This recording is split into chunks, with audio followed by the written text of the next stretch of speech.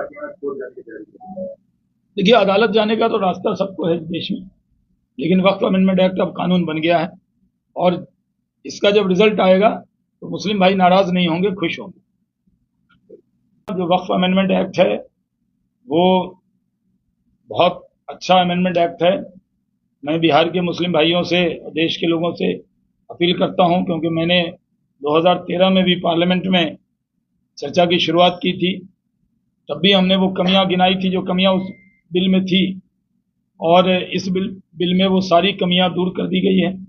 और अब जो एक्ट आया है इसमें एक गलतफहमी मुस्लिम भाइयों के मन में नहीं होना चाहिए कि कोई मस्जिद की कमेटी, दरगाह की कमेटी या कब्रिस्तान की कमेटी में एक भी नॉन मुस्लिम मेंबर नहीं होगा। कोई भी वक्फ जायदाद का जो मुतवल्ली है वो नॉन मुस्लिम नहीं होगा, मोहतमीम नॉन मुस्लिम नहीं होगा। सिर्फ जो वक्फ बोर्ड ऑफ वक्फ काउंसिल है उसमें 2 महिलाओं को, पसमानदा मुसलमानों को और 2 नॉन मुस्लिम मेंबर उसमें डाले गए हैं। तो ये कहना कि नॉन मुस्लिम मेंबर क्यों डाला, ये दुर्भाग्यपूर्ण है। आखिर कोई मौलाना साहब हैं, मुतवल्ली हैं, तो वक्फ की जायदाद तो ट्रिब्यूनल के पास जाएगा, कोई डिस्प्यूट होगा तो। लेकिन उनकी अपनी जायदाद अगर होगी तो सीओ के पास, डीसीएलआर के पास और डीएम के पास ही हल होगा। तो वक्फ की जायदाद क्यों नहीं हल हो सकता? अब डीएम हिंदू है या मुस्लिम, सिख है या ईसाई, अगर ये करेंगे तो कल होके कहेंगे कि डीएम भी मुस्लिम चाहिए, सीएम भी मुस्लिम चाहिए, पीएम भी मुस्लिम चाहिए, तभी भरोसा करेंगे। जो भी न्याय संगत व्यक्ति पद गोपनीयता की शपथ लेकर आता है, उसका धर्म कुछ भी हो, वो न्याय करता है और डीएम भी न्याय करेंगे। जो लैंड डिस्प्यूट जो ट्रिब्यूनल में जाते थे, वक्त लगता था, वो डीएम के लेवल पे हल हो जाएंगे। तो इसमें एतराज करना ये सही नहीं है। जो लोग इसमें एतराज कर रहे हैं वो बहुत बड़ी गलती कर रहे हैं। मुस्लिम भाइयों से ये भी अपील है कि सिटीजनशिप अमेंडमेंट एक्ट पर, सीएए पे कितना गुमराह किया गया मुसलमानों को। कहा गया कि मुसलमानों की नागरिकता चली जाएगी, जबकि सीएए नागरिकता देने वाला था माइनॉरिटीज को, जो धर्म के नाम पर प्रताड़ित हुए पाकिस्तान, बांग्लादेश, अफगानिस्तान में। और एक भी मुसलमान की नागरिकता पिछले 4 साल में गई है? जो लोग कह रहे हैं सीए पास हो गया, किसी की नागरिकता गई, तो झूठ फैलाया था। क्या जिन लोगों ने सीए के नाम पर, सीएए के नाम पर आंदोलन किया था, गुमराह किया, वो देश और समाज से माफी मांगेंगे? वही गलती कुछ लोग वक्फ अमेंडमेंट एक्ट पर कर रहे हैं। ऐसा दुष्प्रचार हो रहा है जैसे मुसलमानों की मस्जिद छिन जाएगी, कब्रिस्तान छिन जाएगा। ऐसा दुष्प्रचार हो रहा है जैसे दरगाह छिन जाएगी, जमीनें छिन जाएंगी। एकदम ये गलत है, दुर्भाग्यपूर्ण है।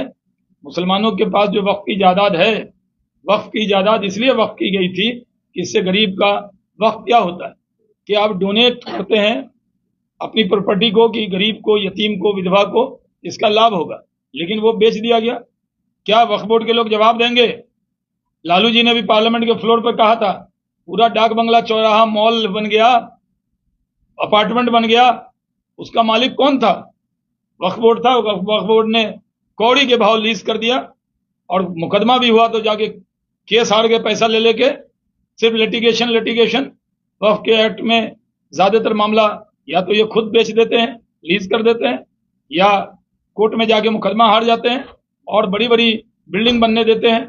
देखिए कर्नाटक में, आंध्रा में जो 5 स्टार होटल है वो 12,000 रुपये महीने पे लीज में है, और एक दुकान उसमें 25 लाख रुपए महीने पे होटल वाला लीज किए हुआ है। तो वक्त के बारे में बहुत लोगों को जानकारी नहीं है।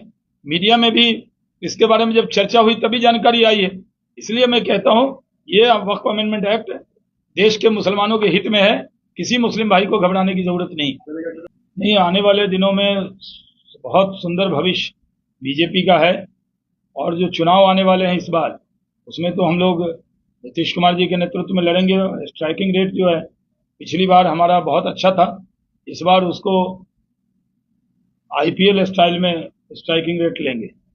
जहां हम सरकार नहीं बना पाए हैं उन राज्य में भी बनाएंगे, और बिहार में तो हम लोग सरकार में हैं ही। बिहार में भी अब की बार 200 के पार सीट जीतेंगे। जिस तरह का अच्छा माहौल बना है, नीतीश कुमार जी के नेतृत्व में प्रगति के पथ पर बिहार आगे बढ़ रहा है, और बिहार में पानी, बिजली, सड़क, इंफ्रास्ट्रक्चर, इंडस्ट्री, एम्प्लॉयमेंट जो है उसमें पूरी तरह बहुत से लोगों को रोजगार मिल रहा है और सरकारी रोजगार ही 10 लाख के ऊपर पहुंच रहा है। नीतीश कुमार जी एक अनुभव वाले व्यक्ति हैं। बिहार का सौभाग्य है कि 20 साल अनुभव का चीफ मिनिस्टर बिहार के पास, इतना एक्सपीरियंस चीफ मिनिस्टर किसी राज्य के पास नहीं है और इससे बिहार को लाभ हो रहा है। लेकिन हमारे विरोधी तरह तरह के प्रश्न उन पर खड़ा करते हैं जो दुर्भाग्यपूर्ण है। राहुल गांधी बिहार के दौरे पर आ रहे हैं। अच्छा, राहुल जी बिहार भी आ रहे हैं।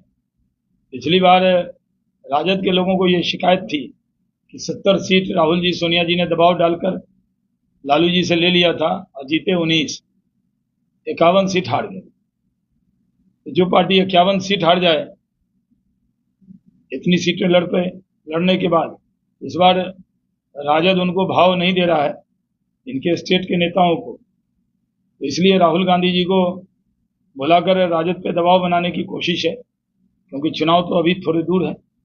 राहुल गांधी आ रहे हैं तो राजद पे दबाव बनेगा, बिहार पे कोई दबाव नहीं बनेगा। तो बीजेपी वाला कह रहे हैं कि हमारी सरकार बनी तो पूरे के ढेर में चली गई। इस बार तो चुनाव में ही कूड़े के ढेर में चली जाएगी आरजेडी। इनको 10% सीट भी नहीं होगी विपक्ष के नेता के लिए। लालू जी, राबड़ी जी पूर्व मुख्यमंत्री रहे और तेजस्वी यादव जी पूर्व मुख्यमंत्री कहलाएंगे, क्योंकि विपक्ष के नेता पद पाने के लिए भी उनके पास सीट नहीं होगी। जिस तरह कांग्रेस 14 और 19 में विपक्ष के नेता का पद नहीं पा पाई, उसी तरह इस बार विधानसभा चुनाव में कांग्रेस हो या आरजेडी, सब 23 सीट के नीचे रहेंगे।